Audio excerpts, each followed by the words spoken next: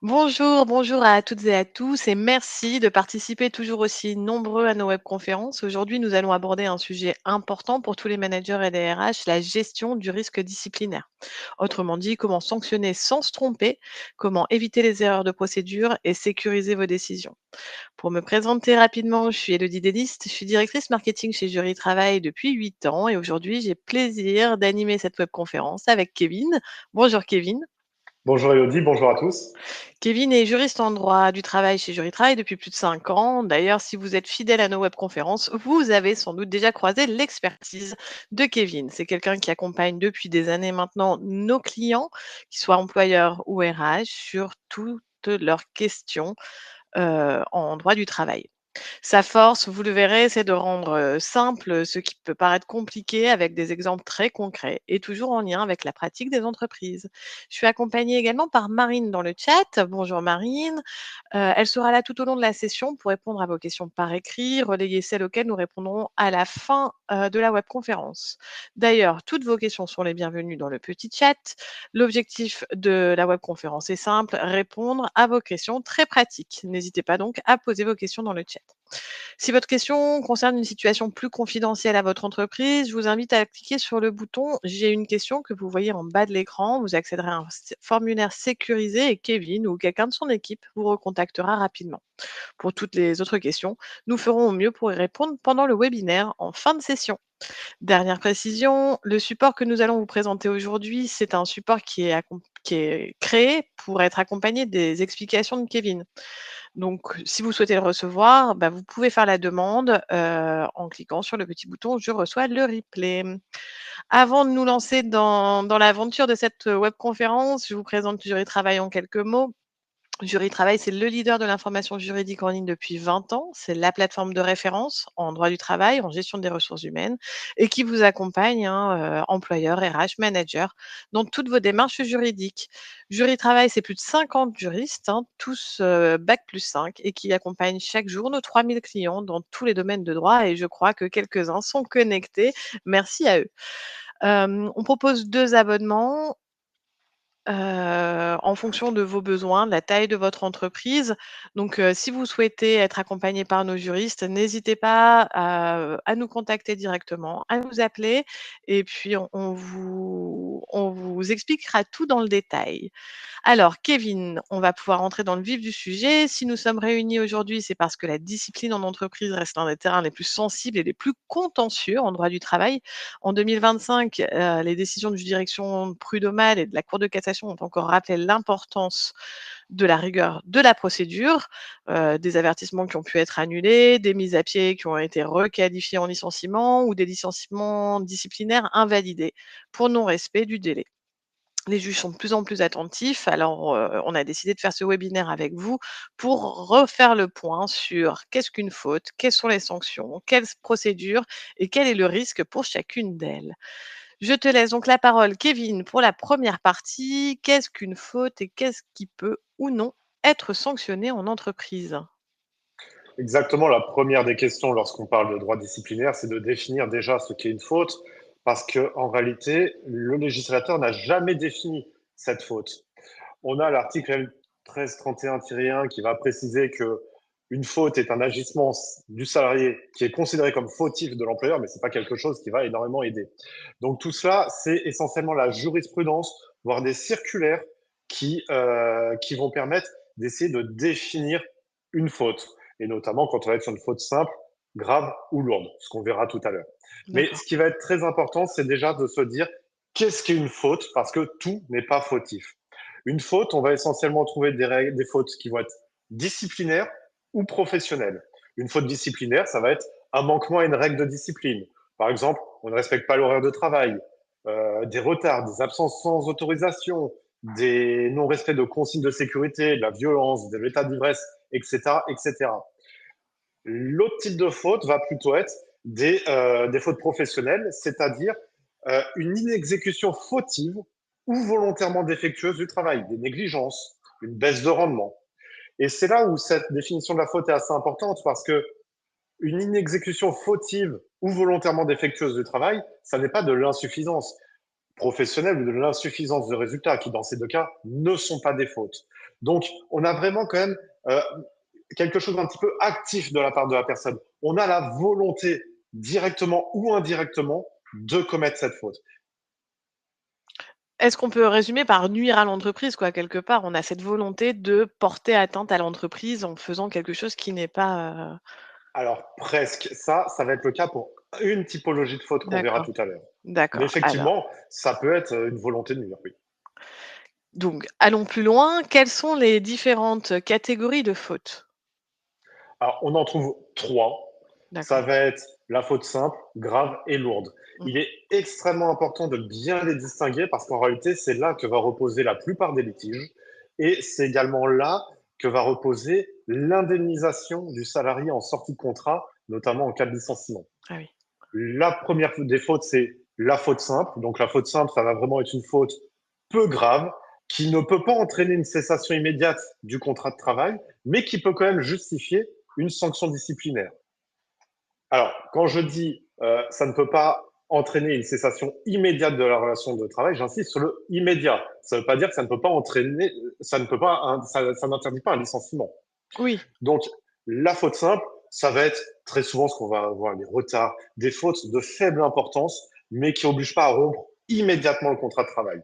On va retrouver généralement des sanctions plutôt de faible gravité sur ce type de faute. Dans certains cas, ça peut malgré tout aller jusqu'au licenciement, notamment quand c'est trop répété. oui, La d'accord. deuxième, ça va être la faute grave. Donc la faute grave, on va vraiment être sur un fait imputable au salarié qui va constituer une violation des obligations qui découlent du contrat de travail ou du règlement de l'entreprise. Ça, c'est la jurisprudence qui définit ça de cette façon. Donc le contrat de travail ou le règlement intérieur. Et cette faute est tellement grave qu'elle rend impossible le maintien du contrat de travail, même pendant le préavis. Donc là, on va vraiment être sur une faute d'une gravité telle qu'il faut sortir le salarié Tout de suite, rapidement. oui. Exactement. On ne peut pas attendre 6 semaines avant d'engager une procédure. Parce que si on attend 6 semaines, ça veut dire que la faute n'était probablement pas si grave parce que ça n'entraîne pas la nécessité de rompre immédiatement le contrat. Et la conséquence de cette rupture immédiate du contrat, c'est qu'il n'y a pas de préavis. Donc, on n'aura pas d'indemnité de licenciement, pas d'indemnité de préavis, et on aura l'indemnité de congé payé malgré tout, par contre. Donc, la faute simple, on a en cas de licenciement, on a indemnité de licenciement, préavis, congé payé. La faute grave, juste indemnité de congé payé. D'accord. Et la troisième faute qu'on va avoir, ça va être la faute lourde, où alors là, par contre, on part sur une gravité extrême. Et le principe de la faute lourde, c'est qu'il y a une véritable volonté de nuire à l'employeur.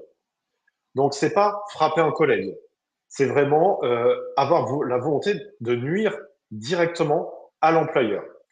Et dans ce cas-là, la faute lourde, pareil, cessation immédiate du contrat, pas d'indemnité de préavis, pas d'indemnité de licenciement, mais on verse malgré tout les indemnités de congés payés depuis 2016, date à laquelle le Conseil constitutionnel a imposé l'intégration de l'indemnité de congés payés pour la faute lourde. Donc depuis cette décision du Conseil constitutionnel, il y a assez peu d'intérêt à recourir à la faute lourde, qui nécessite quand même de démontrer l'intention de nuire à l'employeur, ce qui n'est pas forcément simple. Mmh. Et le seul intérêt de partir sur de la faute lourde, c'est si on veut attaquer sur la responsabilité civile. Pourquoi? Parce que techniquement, c'est un salarié commet une faute, comme un préjudice à l'employeur. Civilement, il n'est pas responsable. C'est le Code civil. L'article 1242 du Code civil va préciser que le commettant est responsable des dommages causés par son préposé. Donc, l'employeur est responsable des dommages causés par le salarié. Par contre, si le salarié fait exprès de commettre cette faute pour nuire à l'employeur, c'est le seul cas où l'employeur pourra attaquer financièrement le salarié sur le fondement de sa responsabilité civile pour obtenir une réparation. Donc, par exemple, le salarié qui va casser le véhicule de l'entreprise parce qu'il n'a pas fait attention, parce qu'il était ivre, on pourrait peut-être partir sur une faute grave. On ne peut pas se retourner contre le salarié. Mmh. Le salarié qui volontairement va s'amuser à envoyer le véhicule dans le poteau, dans un poteau pour le détruire, là, on Faute pourra lourde. peut-être détruire pour nuire à l'employeur, hein, pas juste par un coup de colère, vraiment pour Oui, nuire oui. à l'employeur. On pourra peut-être partir sur la faute lourde et envisager un recours en responsabilité civile. D'accord, c'est très clair. Merci beaucoup pour le rappel de ces 3 types de fautes. Et est-ce qu'en entreprise, il y a des comportements qui, eux, ne peuvent pas être sanctionnés? Exactement. Il y a tout un tas de comportements qui ne pourront pas vraiment être sanctionnés. Alors, on va avoir une liste non exhaustive, hein, parce que ça ne s'arrête jamais, mais on va être essentiellement sur, par exemple, des exercices de droit par le salarié, comme l'exercice du droit syndical ou l'exercice du droit de grève à partir du moment où il reste dans les conditions du droit de grève. Évidemment, si on est sur des grèves illicites, là, c'est autre chose. Mhm. Donc, on va avoir ça. On va avoir le fait religieux. Tout ce qui va être fait religieux, ça ne peut pas forcément entraîner de, sanctions de la part de l'employeur. Sauf dans certains cas, si jamais on a tout un tas de débats sur le fait religieux en entreprise, par exemple, avec différentes affaires sur le voile qui Mhm. pourraient être interdites dans certains règlements intérieurs. La jurisprudence et la loi ont parfaitement encadré ça dorénavant. Donc, le fait religieux, en dehors de ces cas d'encadrement par règlement intérieur, on ne peut pas le sanctionner. Les faits de la vie personnelle également. On ne peut pas sanctionner un fait qui relève de la vie personnelle du salarié. Le fait de divorcer, même si vous êtes enseignant dans un établissement très catholique, ça n'est pas une faute, professionnelle en tout cas. Alors, ça peut sembler un peu gros ce que je vous dis, mais il peut y avoir des exemples beaucoup plus particuliers. Je vais vous donner un exemple. Euh, on va avoir une association financée par des fonds publics, par une commune par exemple, où les salariés vont avoir une tenue, un t-shirt avec le nom de l'association en gros. Le salarié qui sort de l'entreprise, qui finit sa journée de travail, qui sur le parking du supermarché d'en face va faire une vidéo TikTok pour insulter le maire de la commune qui a financé l'association, on n'est pas sur une faute, on est en dehors du temps de travail. Par contre, si dans le règlement intérieur, par exemple, de l'entreprise, on a interdit le port de la tenue en dehors du lieu de travail, là, on aura une accroche. Donc, c'est pour ça que le règlement intérieur peut parfois être très important. Mais en théorie, les faits de la vie personnelle ne peuvent pas faire l'objet d'une sanction. Mhm. Tout comme des faits déjà sanctionnés, c'est le principe non bis in idem qu'on va avoir en droit, c'est on ne sanctionne pas deux fois des mêmes faits. C'est un principe qu'on voit énormément en droit pénal à la base, mais qu'on voit également en droit du travail. Donc, à partir du moment où une faute est sanctionnée, eh ben, on ne peut pas la resanctionner une nouvelle fois. D'accord. Alors, j'aimerais qu'on revienne un peu sur le règlement intérieur. Est-ce que tu peux nous en dire plus? C'est une question de Stéphane. Comment le créer? Comment définir dans le règlement intérieur les différentes échelles de sanctions, par exemple?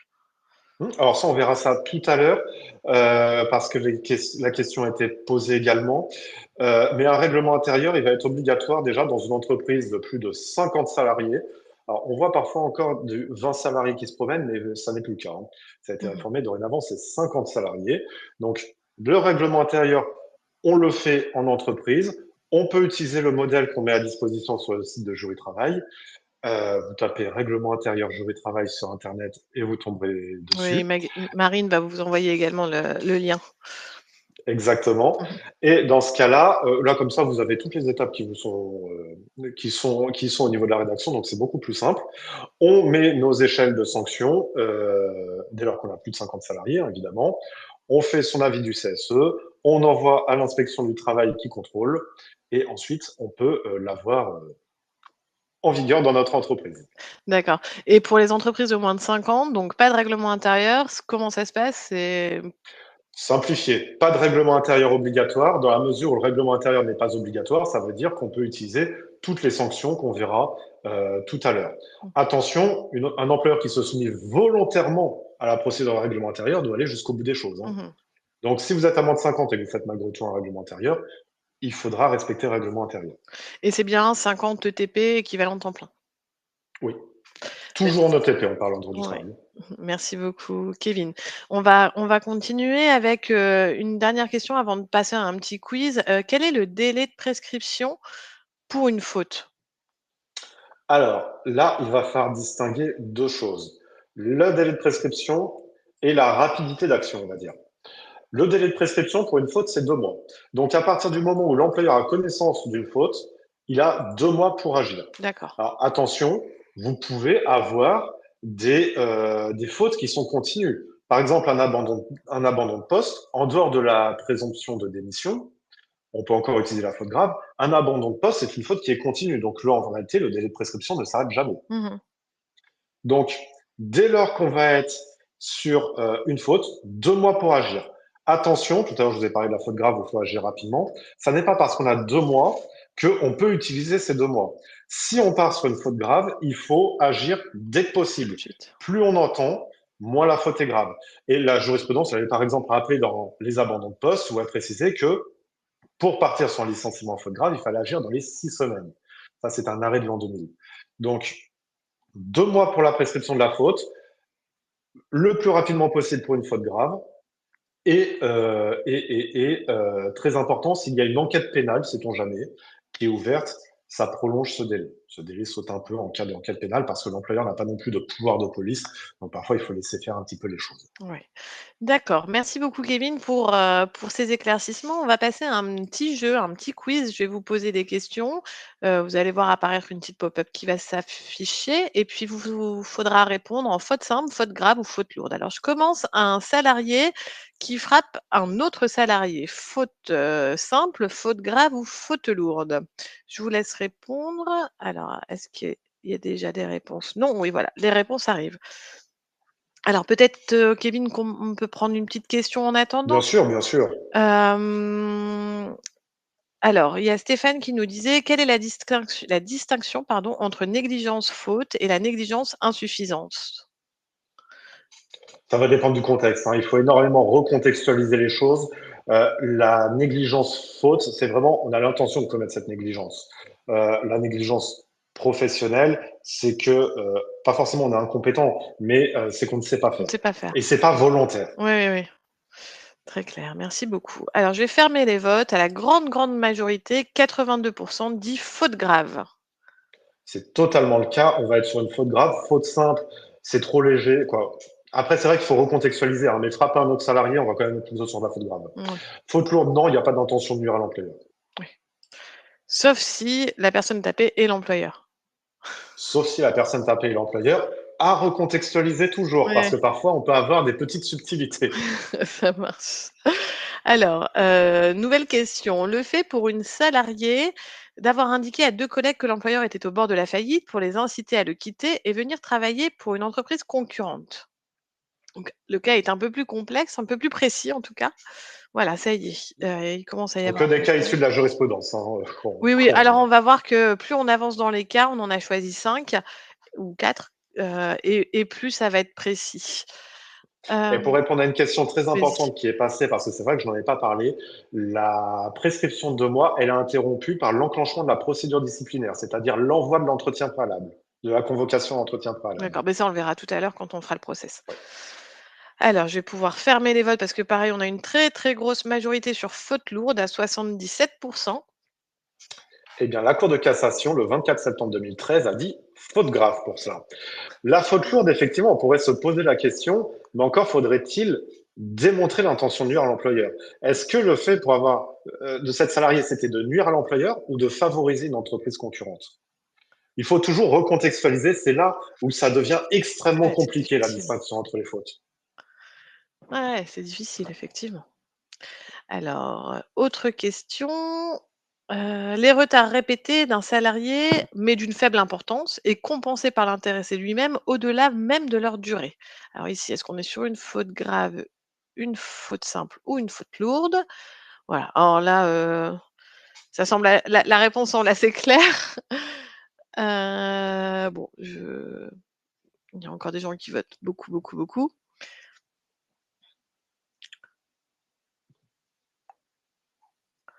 Hem, alors il y a sa loi, mais on va le voir tout à l'heure. Pour lancer une procédure, pour faute simple, est-ce qu'il faut automatiquement faire un avertissement avant? Bah, non, parce que si vous faites un avertissement avant, vous sanctionnez, donc vous ne pourrez plus resanctionner. Oui. Alors je vais fermer les votes puisqu'on est à 95 à faute simple et je crois que c'est Alors, vous avez raison. Alors, la jurisprudence a répondu qu'il n'y avait pas de faute dans ce cas-là, dans un arrêt de 82. Mais en soi, on vous a pas proposé le pas de faute.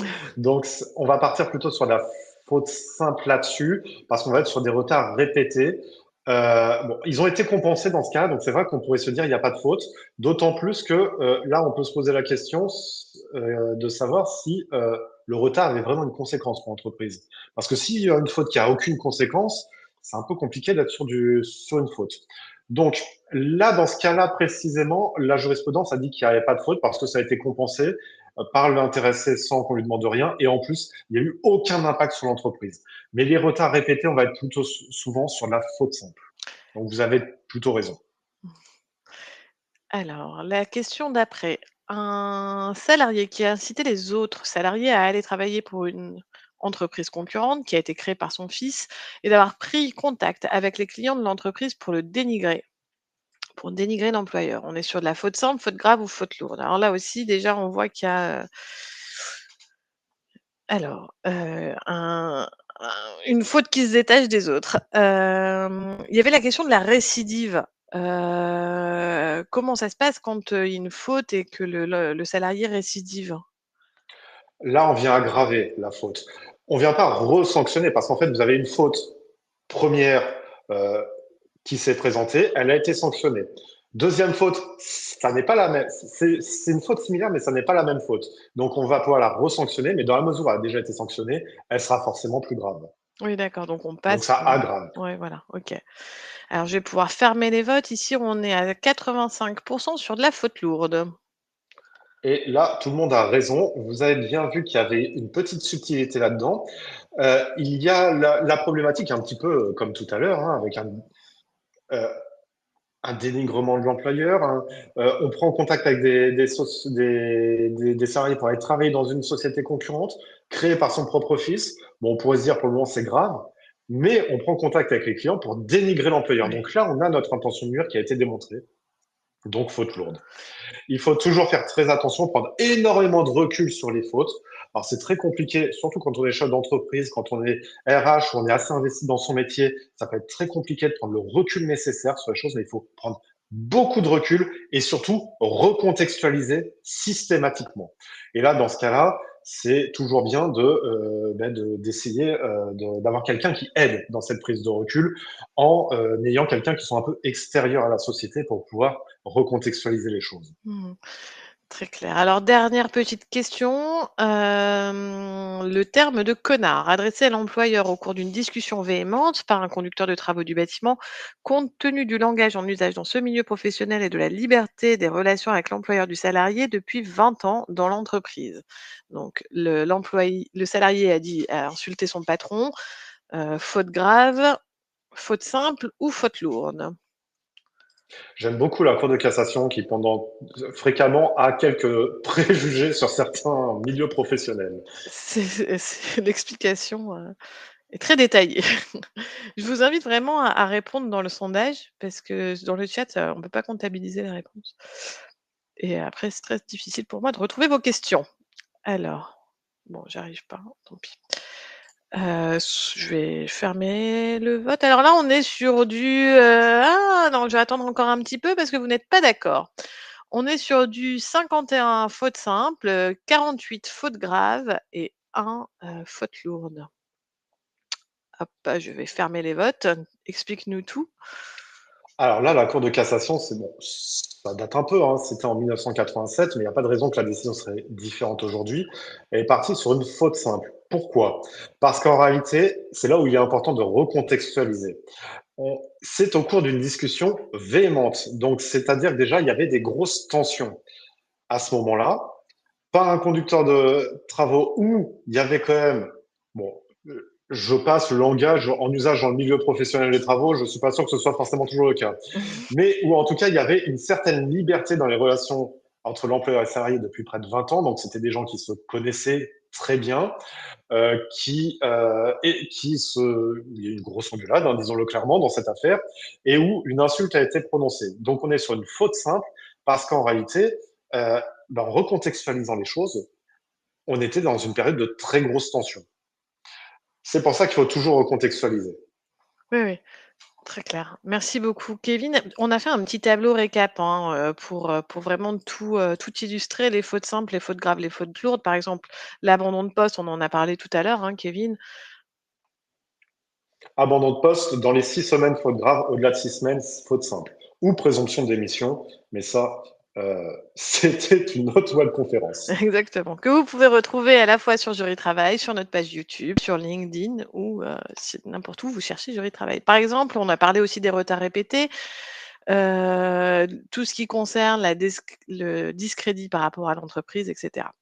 Donc tout ça, vous allez le retrouver au sein de notre dossier. Alors vous savez, je vous avais expliqué rapidement tout à l'heure Jury Travail. On travaille avec beaucoup de juristes. Il y a 15 juristes qui travaillent au quotidien à l'édito pour mettre à jour notre base documentaire. Kevin en fait partie un petit peu, puisqu'il partage son temps entre l'édito et la réponse aux questions de nos clients abonnés. Et donc, on a mis à jour récemment avec Kevin le dossier sur la procédure de licenciement disciplinaire. Dans ce dossier, vous allez vraiment retrouver l'ensemble des informations qu'on va vous expliquer aujourd'hui, mais aussi des modèles qui vont vous faire gagner du temps, vous éviter des litiges, modèles de convocation, des modèles de lettres de licenciement, des guides pratiques. Donc, je vous invite vraiment à le télécharger et puis, vous y trouverez toutes les informations nécessaires en cas de problème disciplinaire au sein de votre entreprise. On va passer à la deuxième partie, justement, sur les sanctions. Et la première question que je voudrais te poser, c'est quelles sanctions peuvent être envisagées? Alors, les sanctions qui peuvent être envisagées, il y en a quand même pas mal, mais on va se limiter aux principales, qui sont systématiquement dans l'ordre de la moins grave à la plus grave: l'avertissement, la mise à pied disciplinaire, la rétrogradation, mutation disciplinaire, ou le licenciement. Donc, on va avoir deux catégories: l'avertissement, la sanction légère, et la mise à pied disciplinaire, rétrogradation, mutation, licenciement, qui sont des sanctions lourdes. Mmh. Donc, pour savoir vers où on va, ben, il faut toujours en fait essayer de proportionner la faute à la sanction. Donc, on va en rétrogradation, mutation disciplinaire, on les voit pas en pratique, c'est extrêmement rare parce que généralement quand on en arrive à là, après, le salarié, c'est un peu compliqué, de le reprendre. Donc à part dans certains secteurs d'activité où on le voit encore de temps en temps, je pense notamment sur certains sièges sociaux, on le voit quand même assez peu. Donc on va vraiment être sur l'avertissement, mise à pied disciplinaire, licenciement. Donc il faut proportionner la faute à la sanction pour savoir dans quel cas, on va être. Alors, par exemple, est-ce que tu peux nous dire un peu comment ça se passe pour un avertissement? Alors, c'est très simple. On verra ça tout à l'heure plus en détail. Mais sur une sanction légère, on va être sur une procédure ultra simplifiée parce qu'il n'y a pas de procédure, sauf certaines spécificités. Pour les sanctions lourdes, on va avoir vraiment notre convocation à l'entretien préalable, notre entretien préalable, puis notre notification de sanction. D'accord. Mais toujours vraiment à proportionner, attention, à prendre du recul sur les choses. C'est comme pour la faute, la proportionnalité au niveau de la sanction, il faut recontextualiser et prendre beaucoup de recul. D'accord. Sur toutes les questions concernant les procédures, c'est la prochaine partie, c'est la troisième partie de notre webconférence, donc on les prendra à ce moment-là. Est-ce qu'il y a, Kevin, des sanctions qui sont interdites dans l'entreprise? Oui, et alors ça, j'insiste parce que, je ne vais pas dire qu'on en a tous les jours, mais au moins une fois par semaine, on a un employeur qui involontairement risque de faire une bêtise sur ce point. C'est l'interdiction des sanctions pécuniaires. Alors dit comme ça peut paraître très simple. L'employeur a l'interdiction de faire des sanctions pécuniaires. C'est d'ordre public. Même si le salarié est d'accord, ça n'est pas possible. Donc, une sanction pécuniaire, c'est une peine de 3 750 euros d'amende par fait constaté. Alors, qu'est-ce qu'on peut entendre comme sanction Oui, pécuniaire? Le matériel qui est détruit, on le demande de rembourser. Euh, les erreurs de caisse, quand il y a des salariés qui sont en contact avec de l'argent, interdit de demander le remboursement. d'accord. Donc ça, on va dire que c'est quelque chose d'assez basique. J'ai pu avoir le cas il y a quelques temps d'une salariée qui n'avait pas rempli ses feuilles de présence. Donc l'employeur s'est dit, bah, elle n'est pas venue travailler. Alors que si, en fait, elle était venue travailler, il aurait fallu le démontrer quand même qu'elle n'était pas venue travailler. Elle était venue travailler. Donc on ne pouvait pas retenir la journée de salaire parce que ça n'avait pas été versé. On a quelque chose qui était très à la mode dans le transport routier, ce sont les primes de non-accident. Vous n'avez pas d'accident, une prime. Sauf que la Cour de cassation a dit que ben, ça veut dire que s'il y a un accident, il n'y a pas de prime. Donc c'est qu'on sanctionne pécuniairement. Donc les sanctions financières illicites, c'est, on va dire, assez simple en soi, mais en pratique, il y a quand même beaucoup de pièges. Donc, pas de sanction financière, bon, hors mise à pied disciplinaire qui vient forcément impacter le salaire, hein, mais ça, c'est un cas un petit peu toléré, on va dire. Donc, pas de sanction financière, quelle qu'elle soit. Donc, on ne supprime pas des avantages en nature, on ne supprime pas des primes, on ne supprime pas certains avantages. Voilà, donc pour répondre à la question de Géraldine, est-ce qu'on peut retirer une prime de qualité en sanction dans les sanctions pécuniaires? Donc non. Est-ce En que théorie, non, sauf si, alors c'est là où c'est toujours un petit peu délicat, hein. Si la prime de qualité, techniquement, c'est parce que le travail n'a pas été bien fait. Donc, oui, on peut ne pas toucher cette prime. oui, Après, là, la question, elle est intéressante parce que si jamais je fais exprès de faire mal, la logique veut que je la touche pas non plus. Mais est-ce que la justice aurait considéré ça comme une sanction pécuniaire? Il n'y a pas de jurisprudence à l'heure actuelle là-dessus. Mais effectivement, on pourrait se poser la question parce que ce serait injuste envers celui qui a mal fait mais qui n'a pas fait exprès. d'accord. Alors il y a plein de questions avec plein de petits exemples. On sent le vécu. Un salarié qui a perdu le deuxième jeu de clé du véhicule de fonction, peut-on lui demander de rembourser les clés? Non. Et je vois aussi une question qui arrive souvent. La carte bancaire professionnelle, où il y a eu un petit tabou sur son utilisation, tant qu'on n'est pas sur de la faute lourde, on ne peut pas se retourner sur la responsabilité civile. Bon, je dis ça, je dis rien. Le coût de la carte bancaire, vous êtes sur un abus de confiance, donc généralement, le risque de dépôt de plainte peut permettre de régler un litige. Mais en théorie, on ne peut pas demander. Suppression de la prime de présence dans le Alors cas ça, c'est toléré. d'absence. OK. Ça, c'est toléré. Peut-on sanctionner un salarié qui fait du télétravail sans avenant télétravail et sans autorisation de son employeur? Alors là aussi, on a fait une webconférence, hein, sur le télétravail, mais vas-y, je te laisse répondre. Effectivement, c'était la dernière, je crois, que j'avais faite. Heu, Euh, donc, oui, un salarié, quand on doit faire du télétravail, le télétravail, c'est un commun accord. Donc, il faut l'accord des deux parties. S'il n'y a pas l'accord de l'employeur, il peut y avoir une sanction. Après, à relativiser au niveau de la gravité de la faute. mmh et donc Si le salarié a eu, pour X ou Y raison, problème d'ordre privé, il n'a vraiment pas pu partir de chez lui, mmh, il y a un carambolage devant chez lui, il ne peut pas sortir, ça ne va pas être dégagé avant la fin de la journée, bon, ben là, la faute, est-ce qu'elle sera existante? ouais Il y a tout un débat. et donc un salarié en télétravail qui a choisi de ne pas prendre de mode de garde pour son nouveau-né. Non, ça, c'est un problème de vie privée. C'est vrai, la vie privée familiale, c'est un droit fondamental. Mais là, on peut se poser la question, si il y a eu une annulation de la garde au dernier moment, pourquoi pas? Sur du long terme, le salarié, c'est aussi sa responsabilité. Ouais. Un salarié qui a volé du carburant, est-ce qu'on peut lui demander de rembourser? En théorie, non. Après, ce serait un abus de confiance si c'est l'usage de la On peut carte du vol, professionnelle, ouais. ou du vol si c'est on se sert directement dans le réservoir, c'est une infraction pénale. Donc généralement, il vaut mieux trouver un accord directement avec le salarié pour éviter le dépôt de plainte. Très clair. Peut-on ne pas verser un variable à un salarié qui est licencié pour faute grave? Non. Un Il n'y a pas de salarié raison de lui enlever le variable parce qu'il serait licencié pour faute grave. Ouais. Un salarié qui casse ou qui perd son ordinateur, est-ce qu'il peut rembourser? Non. Un salarié qui cumule 2 emplois à temps plein, ça c'est autre chose.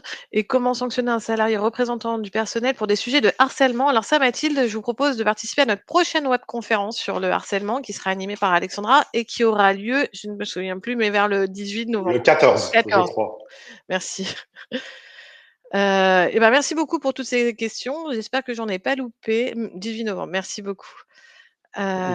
Marine va vous mettre le lien si vous souhaitez vous inscrire.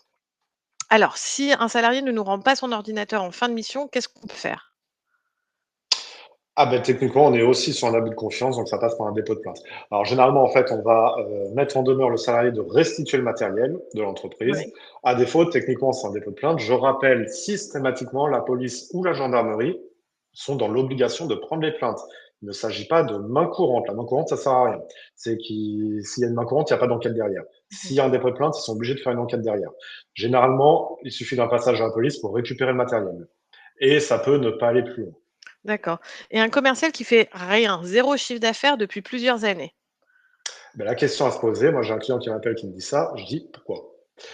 Pourquoi est-ce qu'il y a zéro chiffre d'affaires? C'est vrai que c'est un peu bizarre. Soit il est Pas bon. pas très compétent. Donc, dans ce cas-là, on va pas être sur de la faute, on va être sur de l'insuffisance et il faudra démontrer que l'employeur a tout fait pour remettre le salarié à niveau. Est-ce qu'il lui a tout apporté? Est-ce que les objectifs étaient inatteignables? Bon, là, zéro, c'est quand même gros. Si après, on arrive à démontrer qu'en fait, il ne fait rien, bon, là, on va être sur du disciplinaire. D'accord. Merci beaucoup. Alors, on va passer à la question suivante. Quelle particularité existe dans les entreprises de plus de 50 salariés? Alors, la particularité des entreprises de plus de 50 salariés, c'est l'obligation d'avoir un règlement intérieur. Ce règlement intérieur, s'il n'est pas présent, ça veut dire qu'il ne pourra pas y avoir de sanctions disciplinaires en dehors du licenciement. Donc, plus de 50 salariés, on a notre règlement intérieur qui va fixer les règles de l'entreprise, hein. J'insiste toujours sur le port de la tenue, hein. Dès lors qu'il y a un port de tenue dans l'entreprise, où il y a le nom de l'entreprise, il faut absolument interdire son port en dehors de l'entreprise. D'accord. Ça peut y avoir pas mal de soucis, surtout avec certains réseaux sociaux. Et on en a régulièrement des employeurs qui se retrouvent coincés avec un bad buzz sur TikTok à cause de ça. Ah oui. Donc, il faut absolument fixer les règles dans le règlement intérieur et on y fixe également la nature et l'échelle des sanctions qui peuvent être prévues. Ça, c'est obligatoire dès lors qu'on va avoir plus de 50 salariés. Donc, vous pouvez télécharger le modèle sur notre site de règlement intérieur pour Oui. pouvoir le remplir. Comme ça, on a nos sanctions disciplinaires qui sont prévues et on peut sanctionner. Donc ça, c'est dès lors qu'on a 50 salariés. On est passé de 20 à 50 au 1er janvier 2020. Si on est à moins de 50 salariés, dans ce cas-là, il n'y a pas d'obligation de règlement intérieur. Donc, dans ce cas-là, on peut malgré tout utiliser les sanctions qu'on a vues tout à l'heure, avertissement, mise à pied, licenciement, même s'il n'y a pas de règlement intérieur, parce qu'on n'est pas soumis à l'obligation. D'accord. Merci beaucoup, Kevin. Alors, je vous propose un nouveau petit jeu. Cette fois, c'est pas faute simple, faute grave ou faute lourde, c'est un vrai faux. Donc le sondage, vous voyez, c'est un petit peu en dessous du chat. Normalement, il y a une petite fenêtre qui s'ouvre. Vous pouvez cliquer dessus et répondre directement par vrai ou faux. La première question, c'est quelque chose qu'on entend souvent. Est-ce qu'il faut 3 avertissements pour licencier? Donc je vous laisse, commencer à répondre. C'est bon. Alors on voit que vous savez de quoi vous parlez et peut-être qu'on peut prendre une ou 2 questions, tac, tac, tac. Une faute date de 3 mois. Oh là là, j'arrive pas à lire parce que tout le monde écrit en même temps. Hem, alors peut-on Alors, définir le cadre de l'abus de confiance? Est-ce que tu peux nous réexpliquer l'abus de confiance, s'il te plaît?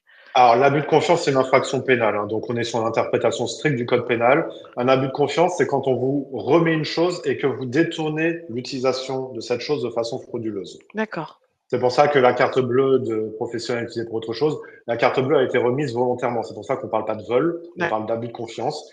Le vol, c'est la soustraction frauduleuse. D'accord. L'abus de confiance, on remet et on détourne.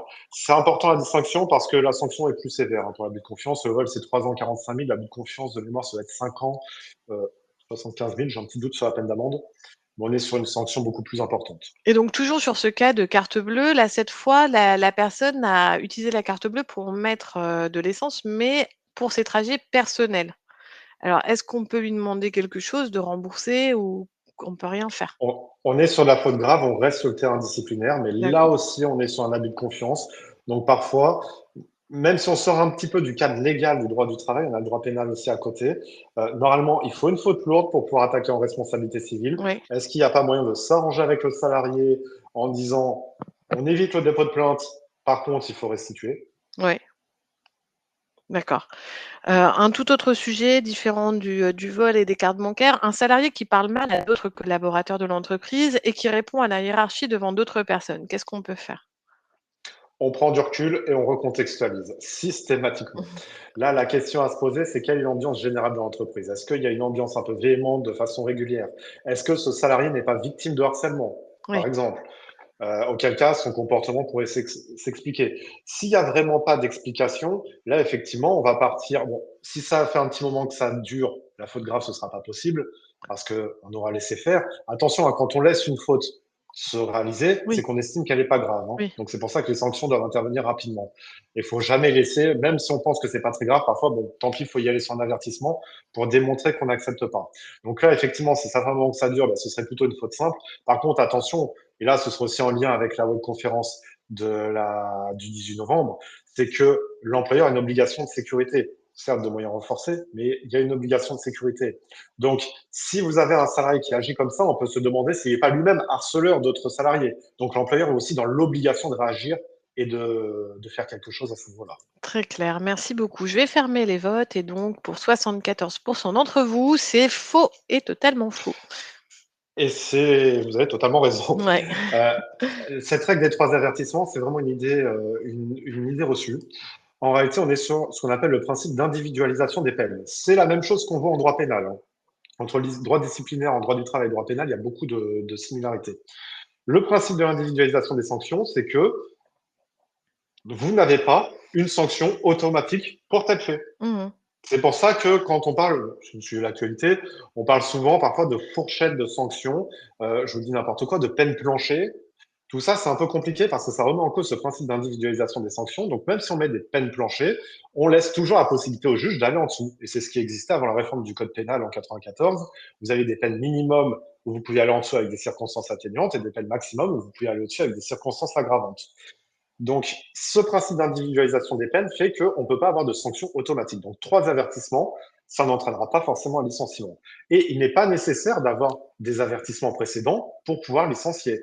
En fonction de la faute qui est faite, en fonction de la proportionnalité, une seule faute peut peut-être suffire à licencier directement. Oui. Exemple, harcèlement sexuel, c'est licenciement quasi automatique pour faute grave. Par contre, il y a d'autres fautes où il va peut-être falloir avoir un passif disciplinaire. Il va falloir aggraver. C'est ce qu'on a dit tout à l'heure. Vous avez une faute qui s'est faite, elle a pu se refaire, ou une autre faute. Ça va aggraver le passif disciplinaire, donc aggraver la faute, et peut-être qu'au bout d'un moment, ça suffira pour licencier. D'accord. Donc, la question d'Alexandra est intéressante, c'est est-ce qu'on peut faire, des mails de rappel à l'ordre, par exemple, en premier temps, ensuite l'avertissement et ensuite, une procédure? Alors, les mails de rappel à l'ordre, c'est pas impossible, hein. Personnellement, j'aime Mmh. pas trop ça parce qu'on a toujours un doute, est-ce que c'est une sanction disciplinaire ou pas? Mmh. Généralement, quand il y a un litige, on assimile ça à une sanction disciplinaire. Mmh. Donc, si jamais, bon, il y a une petite faute comme ça, on peut faire un rappel à l'ordre, même oral au salarié, hein. Par contre, si jamais on sent que ça se reproduit ou que c'est un petit peu plus grave que ça, et qu'on sait que c'est pas suffisant pour aller jusqu'au licenciement, hein, c'est Oui. avertissement. OK, Pour commencer à préparer un passif disciplinaire, d'accord. ça suffira peut-être, on en restera là. Mais par contre, si jamais il y a, ça se poursuit, ça permettra d'avoir son passif. L'avertissement, c'est pas recommandé à accusé de réception ou remise en point propre contre des charges. Le mail, je suis assez peu fan à titre personnel sur ça parce qu'on ne peut pas démontrer ni la réception ni par qui l'a réceptionné. Donc, il vaut mieux passer par la décharge ou la LRAR. D'accord, très clair, merci beaucoup. Alors le deuxième vrai faux et ce sera le dernier de cette webconférence, c'est sur l'employeur et les preuves. Alors est-ce que l'employeur est limité dans les preuves qu'il peut apporter? Alors pendant que je vous laisse répondre, je vais prendre une autre question qui m'avait semblé aussi intéressante sur la distinction entre, sanction managériale, cadre managérial et sanction RH, cadre RH. Est-ce qu'il y a une distinction entre les 2? Est-ce que par exemple le manager a il y a une différence dans la gestion des conflits quand on est manager ou RH? Il n'y a pas de différence à ce niveau-là. En réalité, là, tout ça, ça n'existe pas dans le droit. Ce qui va être sous-entendu, c'est, je pense, c'est plutôt qui peut prendre la sanction. La personne qui va sanctionner, c'est l'employeur ou son représentant. Son représentant doit avoir le pouvoir pour pouvoir émettre cette sanction. Donc, soit il y a un pouvoir écrit, soit il y a un pouvoir écrit directement dans le contrat de travail, c'est souvent le cas pour les DRH, soit ça découle presque de ses fonctions, ce qui est aussi le cas pour les DRH.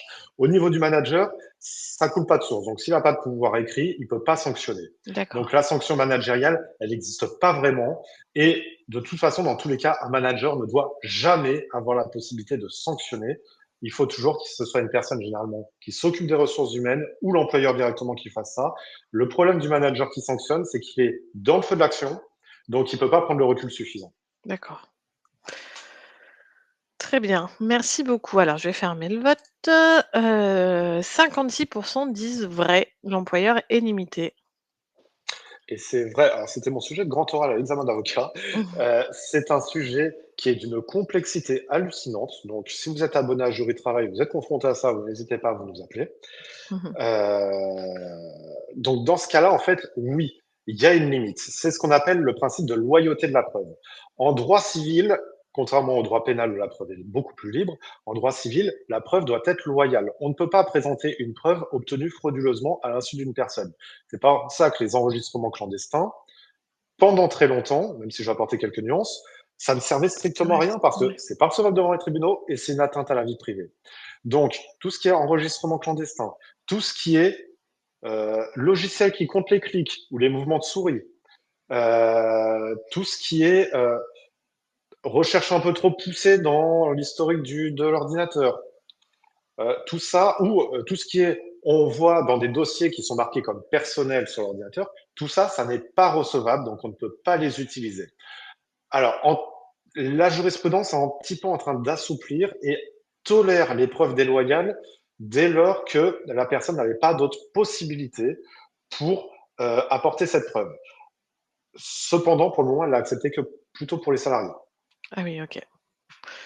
Très bien, merci beaucoup Kevin. On va passer à la troisième partie sur les procédures. Avant, je voulais juste revenir sur la question de Dounia, comme je sais que tu adores parler latin, sur le principe de non bis in idem. Et si j'ai sanctionné un salarié pour des retards répétés et datés, je peux ensuite le licencier pour nouveau retard sans faire référence aux retards déjà sanctionnés, ou puis-je faire référence à ces retards sanctionnés par le biais d'un précédent avertissement? Fait plutôt référence. Alors, on n'utilise pas les anciens avertissements, mais par contre, on les rappelle. C'est pour pouvoir aggraver la faute. D'accord. Ouais, ouais, Le rappel permet d'aggraver, hein.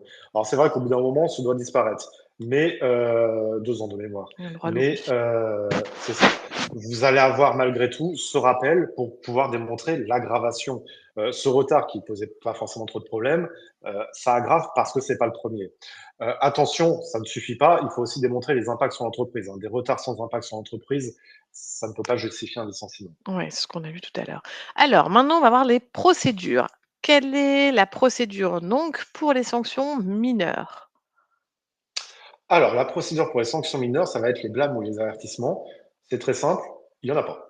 D'accord. Donc, l'employeur ou son représentant peut directement notifier par courrier recommandé ou remise en rapport de contre-décharge la sanction d'avertissement ou de blâme directement au salarié.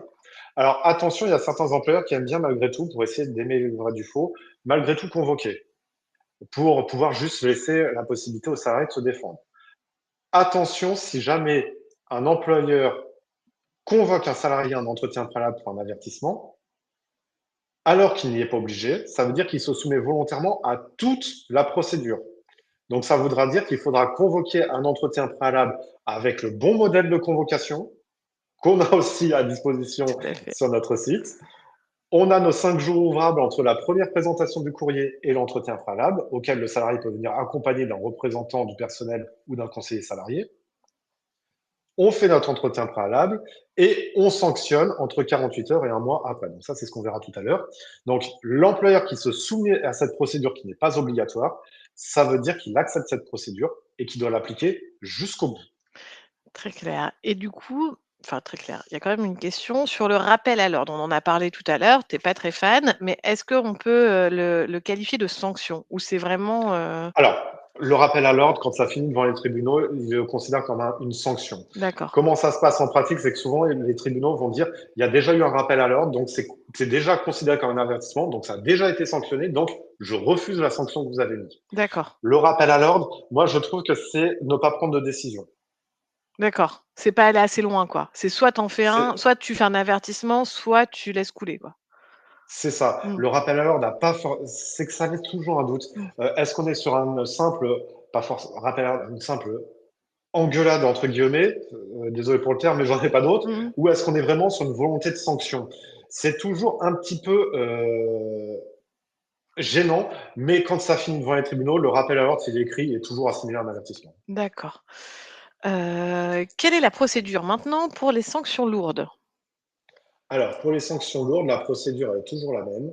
On a notre convocation à l'entretien préalable, 5 jours ouvrables entre la première présentation, il faut 5 jours ouvrables, pardon, entre la première présentation et l'entretien préalable. Donc là, il faut toujours se dire, quand on passe par la poste, il y a toujours des délais d'acheminement, hein. Donc on peut se dire 2 semaines entre l'envoi et l'entretien préalable, comme ça on est large. D'accord. On, C'est on a toujours la notre date de l'envoi du courrier recommandé qui fait foi ou 7 fois? première présentation. Première C'est présentation, là qu'est le voilà, c'est piège. ça. Voilà. C'est toujours très piège, ça. Ouais. C'est la première présentation qui compte. C'est pour ça qu'il faut estimer les délais d'acheminement de la poste. D'accord.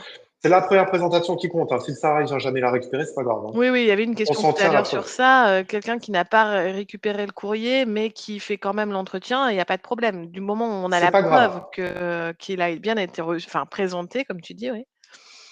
Exactement. D'accord. C'est toujours la première présentation. Et vu que la question tombe aussi souvent, si jamais mince, excusez-moi, j'ai oublié ma question en même temps. Alors attends, c'est pas Euh, grave. Reprends-toi, je vais juste répondre à Alexandra pendant ce temps-là sur qu'est-ce que c'est la première présentation? C'est la première fois où le facteur va sonner à la porte du salarié pour, remettre ce courrier. Donc si la personne ne le prend pas, c'est pas grave, c'est à partir de ce jour-là où le délai commence. Est-ce que ça t'a permis de retrouver exactement. un peu ton fil? C'est ça. OK, Oui, c'était l'adresse. d'accord. J'oublie à chaque fois l'adresse parce qu'on a souvent la question. Vous envoyez à la dernière adresse connue. Même si vous savez que le salarié a déménagé, si vous n'a pas fourni une nouvelle adresse, c'est dernière adresse connue. D'accord. Et après, ben, tant pis s'il ne vous a pas prévenu de la nouvelle adresse. Donc, qu'il ne soit pas allé récupérer le courrier, qu'il n'ait pas fait son changement d'adresse, peu importe, on envoie ça.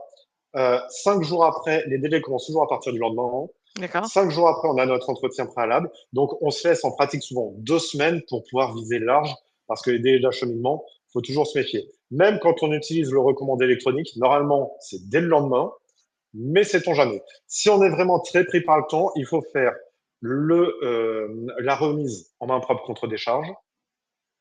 Et si jamais le salarié refuse de donner la décharge, dans ce cas-là, on fait recommandé électronique qui permet d'être au plus rapide. Oui, oui, Donc, d'accord. c'est notre entretien préalable, 5 jours ouvrables après. Si jamais il y a un arrêt maladie, parce que je vois que la question arrive, c'est pas grave. L'arrêt maladie, ça ne bloque aucune procédure, fort heureusement. Il peut y avoir une petite subtilité sur l'arrêt maladie, c'est si jamais il y a des heures de sortie. Si le salarié ne peut pas sortir avant 16 heures et que l'entretien est à 15 heures, il ne pourra pas se présenter. Donc là, dans ce cas-là, il vaut mieux accepter un report au cours de la même journée si le salarié en fait la demande. Si le salarié n'en fait pas la demande, pour se couvrir au maximum, on peut lui proposer. D'accord, donc toujours Donc effectivement ça, convoqué sur les heures de sortie. ouais, si l'arrêt maladie arrive après, ben là, on peut proposer un report. Donc on a notre entretien préalable. Qui vienne pas, ça change rien. On fait notre entretien préalable et ensuite on notifie la sanction dans un délai compris entre 48 heures et un mois après cet entretien. Pourquoi? La loi vous impose de réfléchir pendant 48 heures. Donc pendant 48 heures, on réfléchit à ce qu'on fait par la suite. Et un mois maximum pour pas qu'il y ait d'abus. Une réflexion trop longue, quoi. C'est ça. Donc ça, en cas de besoin, c'est pareil. Les modèles de convocation, qui est des représentants du personnel, pas de représentants du personnel, des notifications, d'avertissement, de blâme, de mise à pied disciplinaire, de licenciement, de tout ce que vous voulez. Vous avez tout ça sur le site internet de Jury Travail, donc n'hésitez pas Ouais. à les télécharger. C'est d'ailleurs dans le dossier, hein, où on a tout regroupé pour que justement il y ait tout à un seul endroit. Vous pouvez effectivement, hein, télécharger, acheter, un modèle parmi les autres, mais dans le dossier, on a tout regroupé pour, vraiment tous les cas de figure qui peuvent se présenter dans votre entreprise. Donc on reprend sur les histoires de lettres recommandées avec accusé de réception. On prépare la lettre, on l'envoie. Le délai commence le jour où le facteur présente pour la première fois le courrier au salarié. À partir de là, on compte 5 jours, Mhm. voilà, et c'est là où on fait l'entretien. C'est ça. Ou on s'embête pas, on compte 2 semaines depuis Ou l'envoi on et compte 2 généralement, semaines on depuis est large. l'envoi parce qu'on se dit qu'en 5 jours, la poste va certainement réussir à envoyer le courrier. C'est ça. Et j'insiste, quand on parle de recommandés électroniques, ce sont les recommandés, c'est un peu nouveau au niveau du site de la Poste. Faites votre recommandé, ils l'impriment eux-mêmes et ils vont le déposer. C'est pas un courrier électronique, hein. Oui, oui, tout à fait. Très bien, merci beaucoup. Je crois que maintenant on est clair sur, les délais de lettres recommandées. OK, ça m'a l'air d'être bon. Alors, on va passer à la question suivante. Existe-t-il, j'imagine que oui, sinon on ne t'aurait pas posé la question, des particularités conventionnelles en fonction des conventions collectives? Oui, c'est le piège. Alors ça, c'est le cadeau à chaque fois quand il y a un client qui a ça. Méfiez-vous des conventions collectives. Certaines conventions collectives prévoient des dispositions particulières. Ça veut dire que vous allez avoir, par exemple, certaines conventions collectives qui vont vous imposer la procédure totale, même pour les avertissements. D'accord. Ça, on va dire quand c'est ça, c'est pas trop gênant. Par contre, vous avez des conventions collectives qui vous prévoient des procédures autres. Alors, on va souvent voir ça dans des conventions collectives. Euh, bon, nous, on est sur La Rochelle, on dit ça, des conventions à la niortaise. C'est que c'est quelque chose qu'on voit beaucoup dans les assurances. Et à Niort, il y a beaucoup de sièges d'assurance. Donc, c'est quelque chose qui est très fréquent là-bas.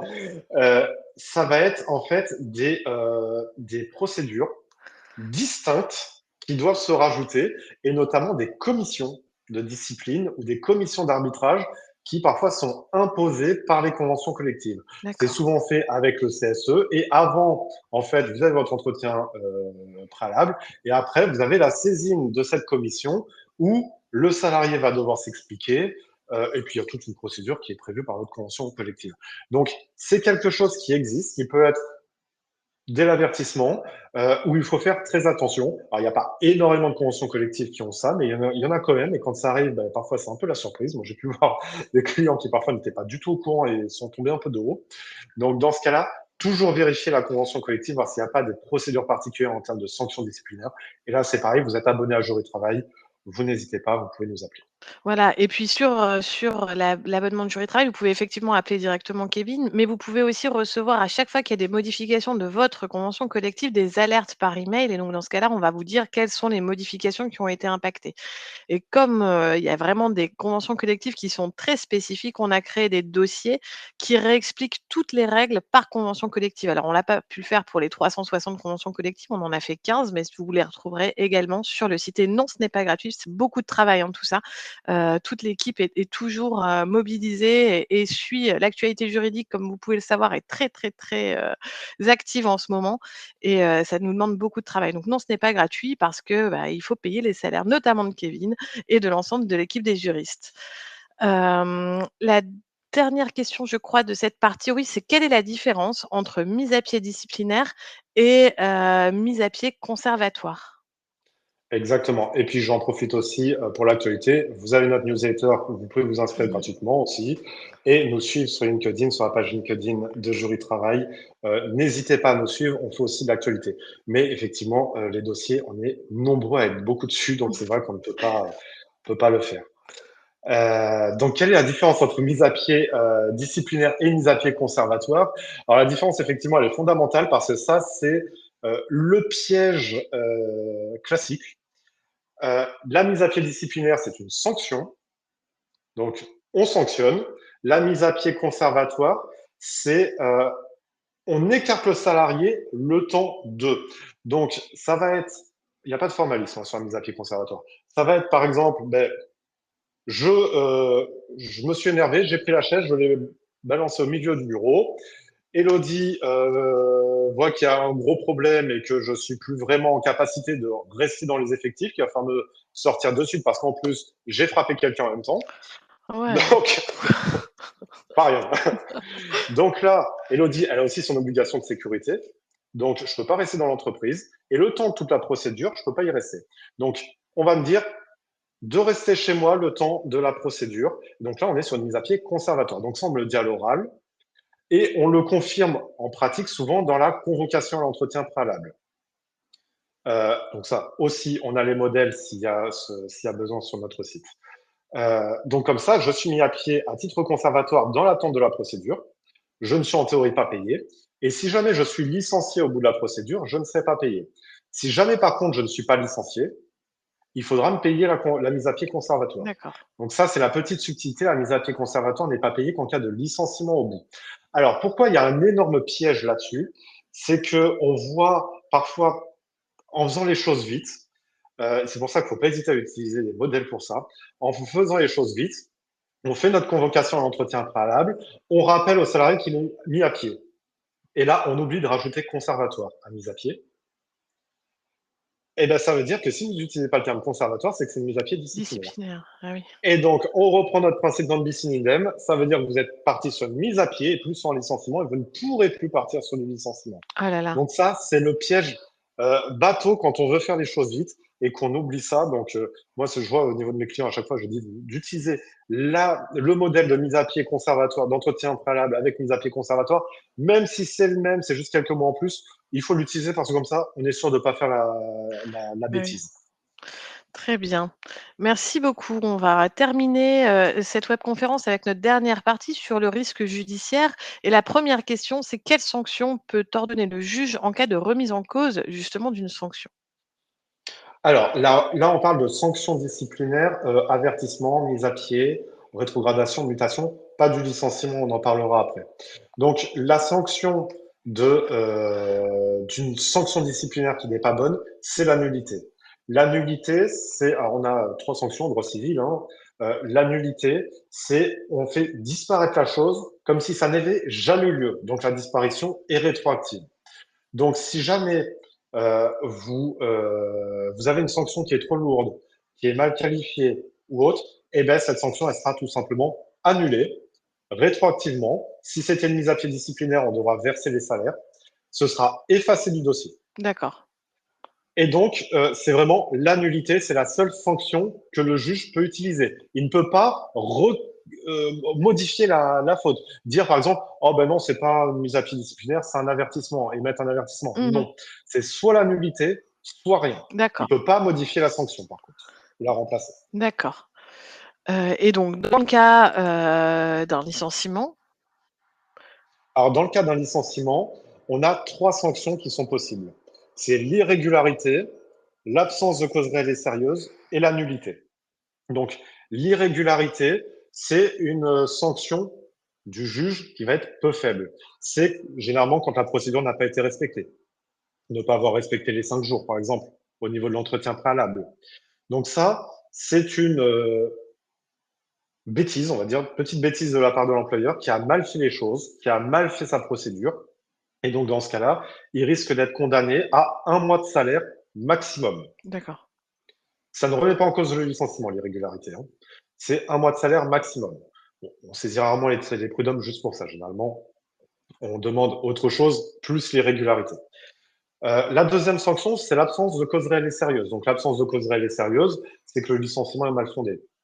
La faute n'était pas si grave, ou la faute, certes, elle était présente, mais elle ne justifiait pas un licenciement. Donc là, dans ce cas-là, la sanction à l'absence de cause réelle et sérieuse, ce sont les barèmes Macron. Les fameux barèmes Macron, où en fonction du nombre de salariés et de l'ancienneté, on vous donne une fourchette.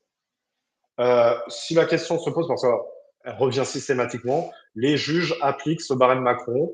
Il y en a encore qui essayent de le faire annuler en disant que ce serait pas suffisant parce que le salarié sera âgé et que ça ne viendrait pas compenser suffisamment de préjudice. Non. La Cour de cassation l'a rappelé un nombre incalculable de fois. On en voit encore des tentatives de faire effacer ces barèmes Macron. Ça ne marche pas. Donc, absence de cause réelle et sérieuse, c'est le barème Macron. C'est le licenciement, ce qu'on appelle aussi le licenciement injustifié. Donc ça, vous pouvez avoir la fourchette en tapant sur Internet ou en allant voir dans notre dossier. Tout à fait. La troisième sanction possible de la part du juge, alors là, c'est celle qui est grave et qui, elle, par contre, peut coûter très cher, c'est la nullité. Oui. La nullité, c'est la sanction la plus grave qu'on a en droit civil. Donc là aussi, on fait comme si la chose n'avait jamais existé. La nullité, on la verra pas trop, honnêtement, au niveau des problématiques disciplinaires. La nullité, on va l'avoir sur tout ce qui va être licenciement discriminatoire. Alors, par exemple, licencier un salarié qui est malade parce qu'il aurait commis une faute et que bah, le salarié devant le juge dit que non, en fait, cette faute, elle était quasiment inexistante, elle n'était pas très grave. En fait, on m'a licencié parce que j'étais malade et qui arrive à attirer la team conviction du juge, là, il peut obtenir sa nullité. La nullité, c'est au moins 6 mois de salaire. D'accord, On est plutôt généralement aux alentours des 1 à 2 ans. d'accord. Donc, c'est quelque chose qui peut être extrêmement coûteux. La nullité, ça peut vous couler une entreprise. Donc, on fait très attention. Je pense notamment, alors c'est pas le sujet de cette conférence, mais les licenciements pour troubles caractérisés au bon fonctionnement de l'entreprise parce que l'absence prolongée du salarié cause un problème à l'entreprise et non pas sa maladie. Ça, c'est toujours quelque chose d'un petit peu dangereux et qui peut arriver sur une nullité. Donc, les trois sanctions, irrégularité, absence de cause réelle et sérieuse, nullité. Et à cela, il faut y rajouter euh, le préavis et l'indemnité de licenciement quand il n'a pas été versé. Si vous êtes sur une faute grave et que finalement on dit que c'est une faute simple ou qu'il n'y a pas eu de faute du tout, on rajoute l'indemnité de préavis et de licenciement. Il faut recalculer l'indemnité de congé payé parce que l'indemnité de préavis peut enclencher des congés payés. Et la chose qu'on oublie toujours, quand le salarié a plus de 2 ans d'ancienneté, c'est très à la mode avec les budgets en ce moment. Il y a quelqu'un qui ne se fera pas oublier. Salarié qui a plus de 2 ans d'ancienneté, qui gagne au prud'homme, on doit rembourser 6 mois d'allocation ARE à France Travail. D'accord. Donc ça, on l'oublie souvent et ça a un coût supplémentaire. Donc c'est pour ça que, je me suis répété plusieurs fois, on prend du recul et on recontextualise systématiquement quand on est face à une faute parce que très souvent, en fait, on se rend compte que c'est mal fondé, qu'il y a un contexte et que, en fait, la faute soit était beaucoup moins grave que ce qu'on a cru, Mmh. soit était totalement inexistante, ou ne pouvait en aucun cas justifier un licenciement. D'accord. Bah, merci beaucoup. Il y a encore quelques questions. Est-ce que on a un peu de temps pour en prendre une ou 2? Bien sûr, ARE, c'est les indemnités chômage. Hein. Ouais, de retour à C'est l'emploi. voilà, c'est le cadeau surprise. Ça arrive pas tout le temps, hein, mais ça arrive fréquemment. Alors, je reviens un peu plus haut. Même s'il n'y a pas de délai légal, quel risque pour une convocation pour un entretien en vue d'un licenciement dans 23 jours, remise lors de la mise à pied conservatoire? Alors là, c'est un peu risqué. Alors c'est vrai, j'en ai pas parlé. Votre mise à pied conservatoire n'a pas de durée définie. Contrairement à la mise à pied disciplinaire, où normalement, si vous avez un règlement intérieur, on va avoir une durée. Généralement, c'est 3 ou 5 jours. La mise à pied conservatoire, elle n'a pas de durée. Il faut qu'elle dure juste le temps de la procédure. Il ne D'accord. faut pas la prolonger volontairement. Là, 23 jours, ce sera beaucoup trop long, à moins qu'il y ait une enquête, toute une enquête à faire derrière, auquel cas ça pourrait se comprendre. Mmh. 23 jours, c'est beaucoup trop long. Donc là, la mise à pied conservatoire sera abusive. D'accord, et une mise à pied conservatoire pour une faute simple, est-ce que c'est possible? Aucun intérêt. Ouais, La mise à pied conservatoire peut quand même faire sortir le salarié. La ouais, faute simple, ça rend pas la nécessité de oui, suivre oui, le contrat. Donc, après, ça dépend, hein, mais la faute simple me semble beaucoup trop légère dans ce cas-là. Et en plus, la faute simple, faut pas oublier que quand on part sur une mise à pied conservatoire, il vaut mieux être sûr de soi. Parce que si on finit pas par un licenciement, on on doit paye. payer. Eh oui. Alors j'ai lu une seule, la faute grave ou lourde permet de ne pas payer la mise à pied conservatoire. Oui. Alors, soit le licenciement. Il faut qu'il y ait un licenciement au bout. Oui, Bon, c'est OK. généralement faute grave ou faute lourde. Hein. Faute simple, on le voit quand même très, très, très rarement. Dans la licenciement, faut-il nécessairement mentionner qu'il s'agit d'un motif disciplinaire? Alors, on met toujours en objet convocation à un éventuel licenciement. Oui, J'insiste toujours cet éventuel parce que vous avez vos 48 heures de réflexion. Donc, si oui, c'est pas éventuel, c'est que la décision est déjà prise. Pouvant aller jusqu'au licenciement. Ça s'arrête là. On n'est pas obligé de détailler. Et d'ailleurs, il vaut même mieux, en règle générale, ne pas. Ça dépend beaucoup des stratégies qui sont mises en place dans l'entreprise. Il n'y a pas d'obligation de détailler. d'accord, Donc, en soi, pas d'intérêt de le faire. Après, si l'employeur veut le faire, il peut. d'accord. C'est un peu en contradiction avec le respect du droit de la défense. Hein. Le principe du contradictoire, ça c'est vrai, mais la Cour de cassation accepte sans aucun problème que les convocations ne précisent pas le pourquoi. Ça peut aller jusqu'au licenciement. D'accord. Alors, il y a Amandine qui nous dit: «Moi, dans mon entreprise, un salarié a commis une faute il y a 3 mois. Le service RH vient d'en avoir connaissance. Peut-on sanctionner alors que le manager en avait eu connaissance bien avant?» Il faudrait démontrer que l'employeur n'aurait pas pu avoir connaissance avant, ça me semble C'est compliqué dans ce cas-là. compliqué, ouais, il faut réagir tout Ouais, de suite, c'est ce que tu expliquais tout à l'heure, hein. ouais. Alors, si la poste met plus longtemps à présenter la convocation et que les 5 jours ne sont plus respectés, comment faire? Pas gra- on essaie de réorganiser un autre entretien Oui, dans on ce met cas-là. un entretien un peu plus tard. Ouais. De toute façon, on le sait assez rapidement quand, le courrier est présenté, hein. Donc, Alors après après, c'est à c'est jouer, vrai que parfois, la poste, s'il va jamais être récupéré, il est vrai que la poste renverra le document 15 jours après. oui, Donc, c'est toujours un petit peu délicat. Dans ces cas-là, alors c'est vrai que c'est toujours extrêmement compliqué. Il faut utiliser le suivi hein, qu'il y a avec le code barre pour essayer de oui, savoir c'est ça. où est-ce Il qu'il y est, en est, oui. qu'est-ce qui s'est passé. Si on se rend compte ou qu'on a un doute que le document n'a jamais été présenté, surtout dans le cadre d'un licenciement, Oui. là, on n'hésite pas, on reporte. Oui, oui, oui, c'est ce que dit Aurélie, il faut suivre sur le site et puis prendre la décision de reporter, si on voit que ça n'avance pas, quoi. Alors Exactement. ensuite, il y a toutes les questions liées, aux élus, de CSE. Peut-on sanctionner un élu pour des tons véhéments dans ses échanges de mails avec la direction, sans que ce soit des insultes? Ça dépend. Là, faut faire hyper attention parce que d'autant plus sur les Sur élus, la les liberté élus, ouais. d'expression est plus importante. Ça dépend aussi du contexte, ça dépend d'énormément de choses. Après, il faut pas laisser faire tout et Oui, n'importe quoi, hein. Moi, je vais être honnête avec vous, j'ai eu le cas d'une entreprise, alors, je vais utiliser les termes cash, hein, l'ARH se faisait insulter à chaque réunion CSE et je vous raconte pas les flots d'injures qu'elle se prenait par mail, mais et même avec des experts extérieurs appelés par CSE qui l'appelaient, pour dire les termes, la grosse vache. Ça allait vraiment très loin. ah bah, oui. La problématique, c'est qu'ils ont toujours laissé faire, Ah oui. toujours. Donc là, comment justifier une gravité là-dessus par la suite? Donc là, à ce niveau-là, l'avertissement, ça pose aucun problème, même à un élu. Il n'y a pas de procédure en soi au niveau de l'avertissement, mais on ne laisse jamais faire ce Ouais, genre de ouais, choses. d'accord. Et quand les propos dépassent un peu trop, il faut dire une fois, deux fois. Par contre, après, on passe par l'avertissement pour dire stop. Mmh. Et on ne laisse jamais pourrir ce genre de situation parce qu'après, pour revenir dessus, c'est compliqué. Et peut-être la dernière question de Gaël, pouvez-vous énumérer l'impact de la nullité du licenciement, s'il vous plaît? La nullité du licenciement, le Code du travail, il vous dit c'est au moins 6 mois de salaire. C'est tout ce qu'il dit. En pratique, devant les tribunaux, on est souvent bien au-delà des 6 mois de salaire. D'accord. On dépasse même souvent l'année de salaire. Après, c'est vrai que ça dépend aussi de la grossièreté de la nullité. Mmh. Ça marche. Merci beaucoup, Kevin. On arrive à la fin de la webconférence. Je vous ai remis cette slide qui présente le dossier sur les procédures de licenciement disciplinaire, mais vous avez vu que notre base documentaire est très riche. On a pu en parler pendant l'ensemble de la webconférence. Donc, n'hésitez pas à aller sur jurytravail.com pour retrouver soit des dossiers qui vont vous expliquer tout, soit des modèles que vous pouvez directement télécharger. On a souvent, le cas de: «Oui, mais les modèles, je peux les trouver sur ChatGPT». En fait, faites très attention en utilisant ChatGPT parce qu'il invente des modèles, il invente des textes de loi, il invente beaucoup de choses et donc c'est très, Il très invente des compliqué jurisprudences. d'avoir des C'est une horreur jurisprudences. pour nous. C'est vraiment très difficile, et puis, si vous présentez ça, en fait, vous allez avoir des gros problèmes ensuite. Dans le cadre de notre abonnement, nous, on a développé un chatbot, issu uniquement de nos contenus. Donc si vous voulez utiliser un bot pour aller plus vite, n'hésitez pas aussi à vous abonner et à utiliser notre chatbot. Il est accessible directement, dans l'espace client. Donc, je vous présente aussi, les prochaines webconférences qui vont arriver.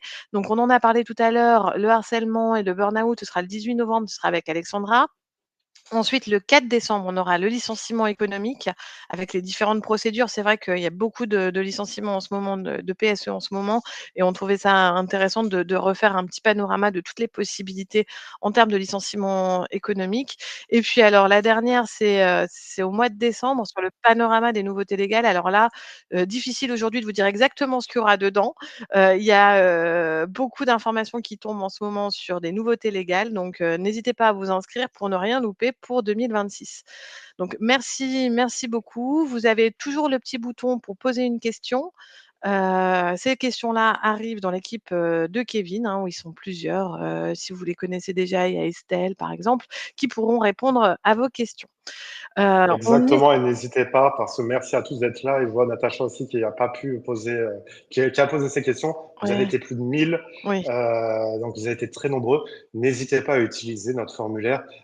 Marine a mis le lien dans le chat, hein. Ouais, et vraiment, on vous remercie d'être aussi nombreux, ça fait plusieurs mois maintenant qu'on a des webconférences comme ça, où il y a énormément de monde, ça nous fait vraiment plaisir, à Kevin comme à moi. Merci beaucoup. On est là si vous avez des questions, n'hésitez pas à nous laisser un petit mot, pour nous encourager aussi, et puis, je vous souhaite à tous une très belle journée. Merci à tous. À bientôt. Au revoir.